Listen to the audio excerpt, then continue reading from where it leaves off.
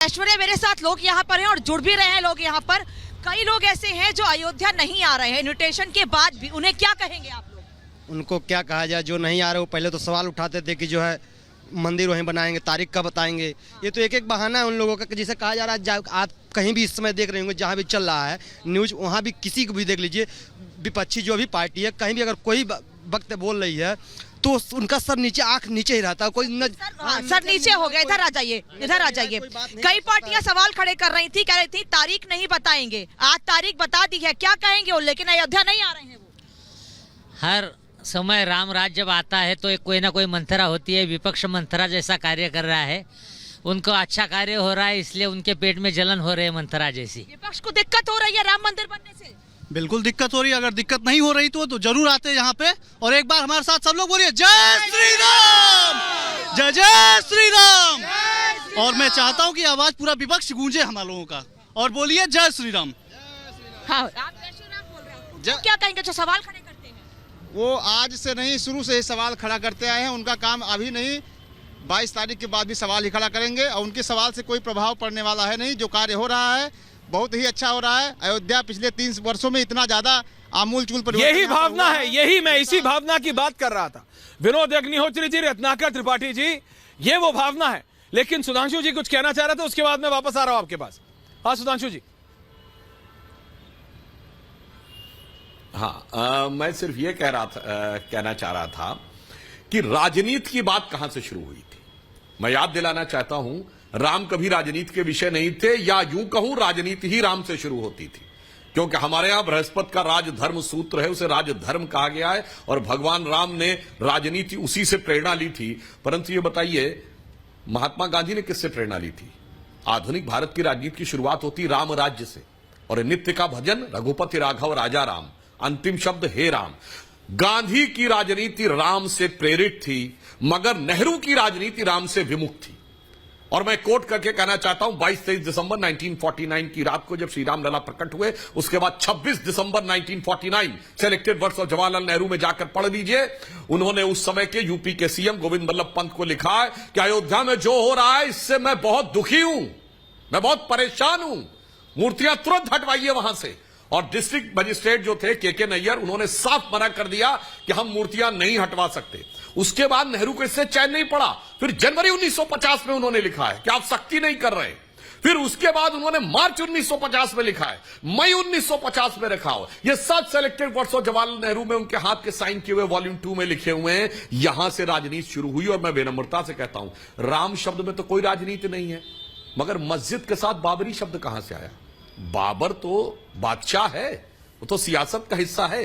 जब supreme court कहता था विवादित ढांचा, विवादित ढांचा, विवादित ढांचा, यानी डिस्प्यूटेड स्ट्रक्चर, आप कहते थे बाबरी मस्जिद, बाबरी मस्जिद, बाबरी मस्जिद, यहां राजनीति थी। और हमने कभी नहीं कहा हम राम मंदिर बनवाएंगे, हमने कहा राम मंदिर का मार्ग प्रशस्त करेंगे। मंदिर तो राम जन्मभूमि न्यास और संत बनवाएंगे।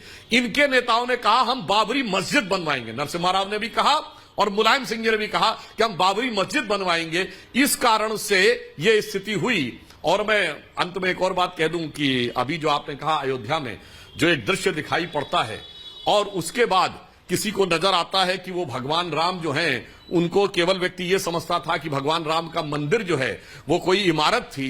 जनाब, ये भगवान राम का मंदिर इमारत नहीं थी। आज तो स्थिति ये हो गई है, मैं एक फैक्ट बोल दूं दर्शकों के संज्ञान के लिए, जब वहां मूर्तियां प्रकट हुई, सबसे पहले उसको देखा किसने था?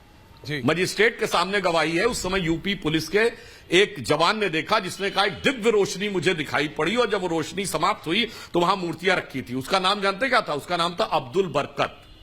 अब्दुल बरकत को रोशनी 49 में दिख गई थी। इनकी आंखों की रोशनी 24 तक नहीं आई है, 2024 तक। और समझिए, बाबरी पक्ष का पैरोकार कौन था? जिसके वकील कपिल सिब्बल जैसे लोग बनते थे, वो था इकबाल अंसारी। और ट्रस्ट की उदारता देखिए कि इकबाल अंसारी को ही बुलाया है, गोली चलाने वालों को ही बुलाया है, मगर इकबाल अंसारी तो आ रहा है जी, मगर ये नहीं आ रहे। यानी अब्दुल बरकत से लेकर इकबाल अंसारी तक तो लोग आने को तैयार है। कहावत होती है ऐश्वर्या जी कि नया मुल्ला प्याज ज्यादा खाता, पर यहां जो गैर मुल्ला है वो प्याज ज्यादा खा रहा है, और प्याज ज्यादा खाने के चक्कर में आंसू अपने भी निकलवा रहा है, जनता के निकलवाने की कोशिश कर रहा है।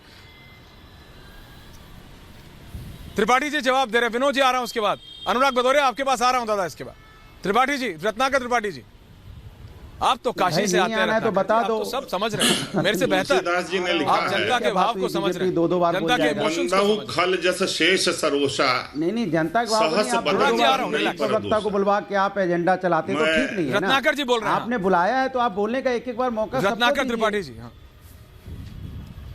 नहीं तो आप सुधांशु जी चार आप बार हिंदी दूंगा, बोलिए परेशान ना। हो, गठबंधन मैंने सहयोगी कहा, रत्नाकर बंदहु जी। खल जस शेष सरोषा सहस बदन बरनई पर दोषा जे पर दोष लखई सह खसाखी पर हित घृत जिनके मन माखी। मैं उन लोगों का नमस्कार करता हूं जो शेषनाग की तरह हैं और दूसरे को देशों को 100 आंखों से 100 बदनों से वर्णन करते हैं, किसमें क्या बुराई है, किसमें क्या बुराई नहीं है। दूसरे के दोषों को सहस्त्र आंखों से देखते हैं, जिनका मन उस मक्खी के समान है जो दूसरों का हित देखते ही घी के में टपक जाते हैं। तो ये मैंने नहीं लिखा, तुलसीदास ने लिखा। मैं सुधांशु जी का इसी के साथ अभिनंदन करता हूं। और कांग्रेस ने तो इनके हिसाब से राम का अस्तित्व ही नहीं माना। चलिए ठीक है, कोर्ट में खड़ा कर दिया, चलिए ठीक है जनाब। 23 दिसंबर 2022 को जितेंद्र सिंह जी ने, मंत्री ने कहा राम सेतु का अस्तित्व नहीं है, पार्लियामेंट में कहा। वो राम दोष के भागी नहीं हुए। और चलिए मुल्ला ज्यादा प्याज खाता है और इकबाल अंसारी आता है, और कार सेवकों पे जो गोली चलवा रहा था कमांड सेंटर में बैठ के, जिसके देख रेख में कोठारी बंधुओं की हत्या हुई, वो निपेंद्र मिश्रा मंदिर बनवा रहा है।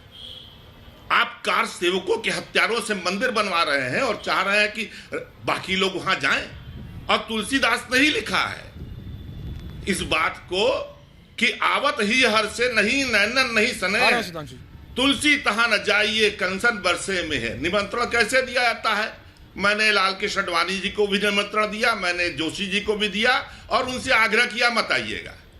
मैंने उनसे कहा आपकी उम्र हो गई है, जोशी जी तो अड़े हुए हैं आने को, लेकिन मैंने उनसे कहा कि आपके घुटने बदलाए हैं, आपकी उम्र हो गई है, आपको नहीं आना है वारे निमंत्रण। और साथ ही में कहा जाता है चंपट राय द्वारा कि और देवगौड़ा जी जो 86 साल के हैं, उनके लिए 3 आदमी को भेजा जा रहा है।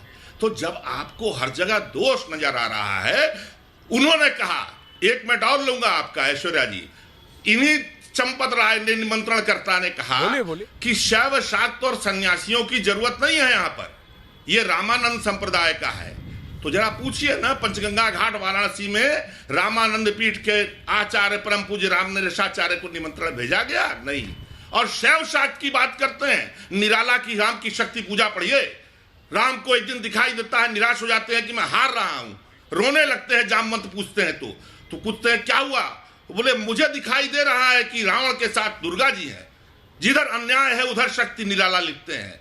जामवंत ने कहा धैर्य रखिए प्रभु, आप भी शक्ति की पूजा कीजिए। राम ने शक्ति पूजा की, राम ने शैव पूजा की, शिव की पूजा की, नहीं तो इस पार से उस पार नहीं जा रहे थे। और चंपत राय इनके निमंत्रणकर्ता कहते हैं शैव शाक्त की जरूरत नहीं है। आप कैसी बात कर रहे हैं? इस निमंत्रण पे आप चाहते हैं लोग जाएं?